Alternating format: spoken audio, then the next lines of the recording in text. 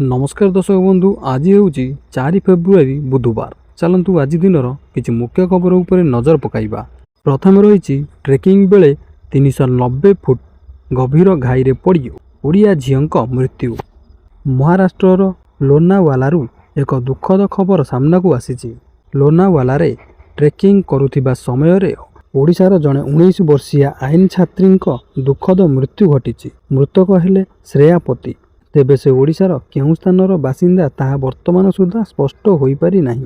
सूचना अनुसार जानुआरी 31 रे ट्रेकिंग पाई मुंबईरू लोनावाला आसीथिले श्रेया, किंतु ट्रेकिंग समय रे युवती जनक 390 फुट गभीर घाईरे खसी पड़िथिले, जहा फल तांकर मृत्यु होइथिला। परवर्ती खबर, आगामी 12 घंटा मध्य 8 राज्य प्रबलरू अति प्रबल वर्षा। सारा देश में थंडा कमिबार आशा मध्य पाग आहरी खराब आड़ को गति करिछि। भारत पाणीपाग विभाग आईएमडी रो अपडेट अनुसार आगामी 12 घंटा मध्य देशर अनेक स्थान में वर्षा, प्रबल पवन एवं कुहुड़ी हेबार संभावना रही। उत्तर भारतर केंद्रीय एवं दक्षिण भारतर किछि राज्य पर्यंत पाग परिस्थिति खराब हेबार संकेत मिली। परवर्ती खबर, यूक्रेन उपरे रूसर भयंकर आक्रमण। 70 रु अधिक क्षेपणास्त्र, 450 ड्रोन व्यवहार। रूस एवं यूक्रेन मध्य उत्तेजना कमिबार ना नेउ नाही। जदिओ दुई देश मध्य युद्ध रोकिबा पई एक शांति चुक्तिनामा पई विभिन्न स्तर रे आलोचना जारी रही, किंतु एसबु मध्य मंगलवार रूस यूक्रेन शक्ति भित्तिभूमि उपरे पुणी एक बड़ आक्रमण करिछि। एही आक्रमण रे रूस 70 रु अधिक क्षेपणास्त्र एवं 450 ड्रोन व्यवहार करिथिबा यूक्रेन राष्ट्रपति जेलेनस्की दाबी करिसंती। परवर्ती खबर, बड़ कार्यानुष्ठान नेले बाचस्पति। 8 एमपी को संसदरू कले निलंबित। परवर्ती खबर, कारु नहीं कपड़ा पर्यंत टारिफ्रे 32% ह्रास कला अमेरिका। ट्रम्प सरकार पारस्परिक टारिफ को 25% रु 18% को ह्रास करिसंती।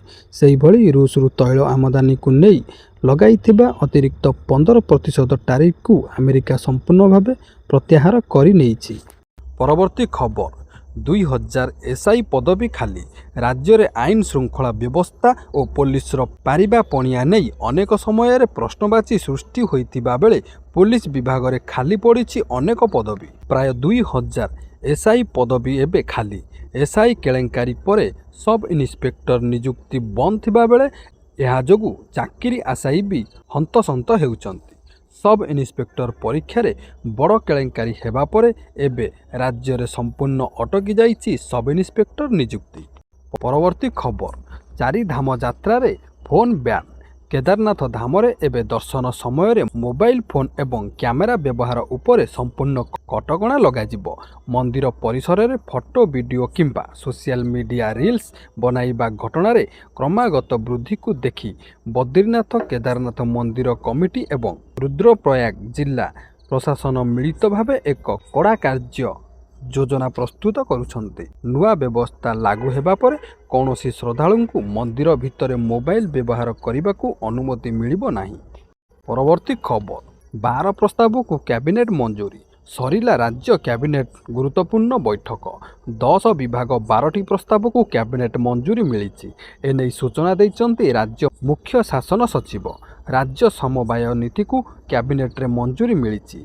सेही भली जल संपद विभागर डाइवर्सन सिस्टम पाई 362 कोटी टंका। ओडिशा संस्कृति उन्नयन सेवा वर्ग गठन को अनुमोदन। ढेंकानालर गजमरारे निर्माण हेब सुपर एलॉय प्रोजेक्ट। एरोस्पेस और प्रतिरक्षा उपकरण निर्माण हेब। 12,000 रु अधिक नियुक्ति सुजोग सृष्टि हेब। राज्य समवाय नीति 2026 को केन्द्रर अनुमोदन। जातीय समवाय ढांचा रे तैयारी हेब नीति। ईएसआई नर्सिंग कार्ड रूल रे संस्कार कराजिबो। State council on science and technology योजना मंजूर। 2029-30 जाए यही योजना पाई 250 कोटी टंका मंजूर। मार्च जाए बढ़िला दुबई सिंगापुर सीधा सड़क विमान उड़ाण। Odisha uniform fast selection service पाई नियमावली प्रस्तुत। परवर्ती खबर, तेल पाई लोड़ा नाई पीयूसी। ହାଇକୋର୍ଟ ବଡ଼ ରାୟ। ତେଲ ପକାଇବା ପାଇଁ ଆଉ ପ୍ରଦୂଷଣ ପ୍ରମାଣପତ୍ର ବା PUC ବାଧ୍ୟତାମୂଳକ ନୁହେଁ ବୋଲି ହାଇକୋର୍ଟ ଏକ ବଡ଼ ରାୟ ଦେଇଛନ୍ତି। ପରିବହନ ବିଭାଗ ପକ୍ଷରୁ ଜାରି କରାଯାଇଥିବା ନୋ PUC ନୋ ଫ୍ୟୁଲ୍ ନିୟମକୁ କୋର୍ଟ ଖାରଜ କରିବା ସହ ପେଟ୍ରୋଲ ପମ୍ପ ମାଲିକଙ୍କୁ ବିନା ସର୍ତ୍ତରେ ତେଲ ଦେବାକୁ କଡ଼ା ନିର୍ଦ୍ଦେଶ ଜାରି କରିଛନ୍ତି। କୋର୍ଟ ସ୍ପଷ୍ଟ କରିଛନ୍ତି ଯେ ଚାଲାଣ କଟିଥିଲେ ମଧ୍ୟ ଗାଡ଼ି ମାଲିକମାନେ PUC ସାର୍ଟିଫିକେଟ୍ ପାଇପାରିବେ ଏବଂ ବାହନ ପୋର୍ଟାଲରେ ଥିବା ସମସ୍ୟାକୁ ତୁରନ୍ତ ସୁଧାରିବାକୁ ପରିବହନ କମିଶନରଙ୍କୁ ନିର୍ଦ୍ଦେଶ ଦିଆଯାଇଛି। ଏହି ରାୟ ରାଜ୍ୟର ଲକ୍ଷ ଲକ୍ଷ ଗାଡ଼ି ଚାଳକଙ୍କୁ ଏକ ବଡ଼ ଆଶ୍ୱସ୍ତି ପ୍ରଦାନ କରିଛି। ପରବର୍ତ୍ତୀ ଖବର, ଅଧ୍ୟାପକ ଖଟି କଲେ ଆକ୍ସନ୍, ବନ୍ଦ ହେବ ଦରମା। ଖଟି କରୁଥିବା ଅଧ୍ୟାପକ ଓ ଅଧ୍ୟାପିକାଙ୍କ ଉପରେ ହେବ କାର୍ଯ୍ୟାନୁଷ୍ଠାନ। କଲେଜରେ କ୍ଲାସ୍ ନ କରି ଖଟି କରୁଥିଲେ ଆକ୍ସନ୍ ନେବେ ଉଚ୍ଚଶିକ୍ଷା ବିଭାଗ। କଠୋର କାର୍ଯ୍ୟାନୁଷ୍ଠାନ ସହ ବନ୍ଦ ହୋଇପାରେ ଦରମା। ପରବର୍ତ୍ତୀ ଖବର, ଆଉ ହେବନି ଦୁର୍ଘଟଣା, ମହିଳା ଚଳାଇବେ ବସ୍, ରହିବ ସବୁ ସୁବିଧା। ଭୁବନେଶ୍ୱରରେ ଗଡ଼ିବ ସୁଭଦ୍ରା ବସ୍। ମହିଳା ଯାତ୍ରୀଙ୍କ ପାଇଁ ସରକାର ଆଣିବାକୁ ଯାଉଛନ୍ତି ସୁଭଦ୍ରା ବସ୍। ମହିଳା ଯାତ୍ରୀଙ୍କ ପାଇଁ ରାଜ୍ୟ ସରକାର ଆଣିଛନ୍ତି ଖୁସି ଖବର। ମହିଳା ହେଲେ ସ୍ୱାବଲମ୍ବୀ। ମହିଳା ଡ୍ରାଇଭର ଚଳାଇବେ ସୁଭଦ୍ରା ବସ୍। କେବଳ ସେତିକି ନୁହେଁ, ମହିଳାଙ୍କ ସୁରକ୍ଷାକୁ ଗୁରୁତ୍ୱ ଦିଆଯିବ ଏହି ବସ୍ରେ। ପୁନେରେ ଇ-ବସ୍ ଟ୍ରେନିଂ ପରେ ଭୁବନେଶ୍ୱର ମହିଳା ଚଳାଇବେ ବସ୍। ଏନେଇ ସୂଚନା ଦେଇଛନ୍ତି ନଗର ଉନ୍ନୟନ ମନ୍ତ୍ରୀ କୃଷ୍ଣଚନ୍ଦ୍ର ମହାପାତ୍ର। 1 ଫେବୃଆରୀରୁ ବଦଳିବ 5 ନିୟମ, ପକେଟ ଉପରେ ପଡ଼ିବ ସିଧା ପ୍ରଭାବ। ଫେବୃଆରୀ 1ରୁ ଦେଶରେ 5ଟି ବଡ଼ ପରିବର୍ତ୍ତନ ହେବାକୁ ଯାଉଛି, ଯେଉଁଥିରେ LPG ଗ୍ୟାସ୍ ସିଲିଣ୍ଡରର ନୂଆ ଦର ନିର୍ଦ୍ଧାରଣ ସହ ପାନ ମସଲା ଓ ସିଗାରେଟ୍ ଉପରେ ଅଧିକ GST ଲାଗୁ ହେବ।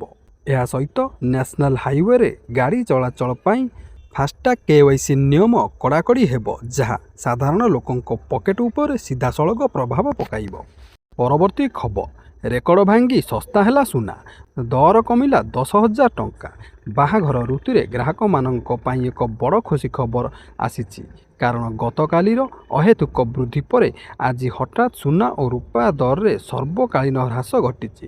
ଗତକାଲି ସୁନା ଦର ଏକାଥରକେ 11,000 ଟଙ୍କା ବଢ଼ିଥିବା ବେଳେ ଆଜି ସକାଳେ ଏହା ରେକର୍ଡ ସ୍ତରରେ ତଳକୁ ଖସିଛି, ଯାହା ଫଳରେ ଗ୍ରାହକମାନେ ବର୍ତ୍ତମାନ ଆଶ୍ୱସ୍ତି ଅନୁଭବ କରୁଛନ୍ତି ଏବଂ ବଜାରରେ ଭିଡ଼ ଜମାଇଛନ୍ତି। ପରବର୍ତ୍ତୀ ଖବର, ଲାଲ ସିଲିଣ୍ଡର ଯୁଗ ଶେଷ, ଆସିଲା ନୂଆ ହାଇଟେକ୍ ସିଲିଣ୍ଡର। ଭାରତୀୟ ରୋଷେଇ ଘରୁ ଏବେ ବିଦାୟ ନେବେ ପୁରୁଣା ଲାଲ ରଙ୍ଗର ଲୁହା ଗ୍ୟାସ୍ ସିଲିଣ୍ଡର ଏବଂ ଏହା ସ୍ଥାନ ନେବ ଅତ୍ୟାଧୁନିକ ହାଲୁକା ପ୍ଲାଷ୍ଟିକ୍ ସିଲିଣ୍ଡର। କେନ୍ଦ୍ର ସରକାରଙ୍କ ପକ୍ଷରୁ ଲଞ୍ଚ କରାଯାଇଥିବା ଏହି ନୂଆ ସିଲିଣ୍ଡର ଓଜନରେ ବହୁତ ହାଲୁକା ହେବା ସହ ଏଥିରେ କଳଙ୍କି ଲାଗିବାର ଭୟ ନାହିଁ ଏବଂ ଏହା ସମ୍ପୂର୍ଣ୍ଣ ଭାବରେ ବିସ୍ଫୋରଣ ମୁକ୍ତ ଅଟେ। ଏହି ସ୍ୱଚ୍ଛ ସିଲିଣ୍ଡରରେ ଗ୍ୟାସ୍ କେତେ ଅଛି ବାହାରୁ ଦେଖାଯିବ, ଫଳରେ ଗ୍ରାହକମାନେ ଆଉ ଠକାମିର ଶିକାର ହେବେ ନାହିଁ ବୋଲି ଆଶା କରାଯାଇଛି। ପ୍ରଥମ ପର୍ଯ୍ୟାୟରେ ଦେଶର କିଛି ନିର୍ଦ୍ଦିଷ୍ଟ ବଡ଼ ସହରରେ ଏହା ଉପଲବ୍ଧ ହେବ ଏବଂ ପୁରୁଣା ସିଲିଣ୍ଡର ବଦଳାଇ ଗ୍ରାହକମାନେ ଏହାକୁ ନେଇପାରିବେ। ପରବର୍ତ୍ତୀ ଖବର, ସୁପ୍ରିମକୋର୍ଟଙ୍କ କଡ଼ା ନିର୍ଦ୍ଦେଶ, ସ୍କୁଲରେ ମାଗଣା ସାନିଟାରୀ ପ୍ୟାଡ୍ ବ୍ୟବସ୍ଥା କରାଯାଉ। ସୁପ୍ରିମକୋର୍ଟଙ୍କ ବଡ଼ ନିର୍ଦ୍ଦେଶ, ଝିଅମାନଙ୍କ ପାଇଁ ସ୍କୁଲରେ ରହିବ ସବୁ ସୁବିଧା, ଆଉ ହଇରାଣ ହେବେ ନାହିଁ ସ୍କୁଲରେ ଝିଅମାନେ। ଏନେଇ ଶୁକ୍ରବାର ସୁପ୍ରିମକୋର୍ଟ ବଡ଼ ଘୋଷଣା କରିଛନ୍ତି। ସ୍କୁଲରେ ଝିଅମାନଙ୍କ ପାଇଁ ଅଲଗା ଶୌଚାଳୟ ତିଆରି କରିବାକୁ କେନ୍ଦ୍ରଶାସିତ ଅଞ୍ଚଳ ଓ ସମସ୍ତ ରାଜ୍ୟ ସରକାରଙ୍କୁ ନିର୍ଦ୍ଦେଶ ଦେଇଛନ୍ତି ସର୍ବୋଚ୍ଚ ଅଦାଲତ। 3 ମାସ ମଧ୍ୟରେ ଏହା ପାଳନ କରିବାକୁ କୋର୍ଟ ନିର୍ଦ୍ଦେଶ ଦେଇଛନ୍ତି।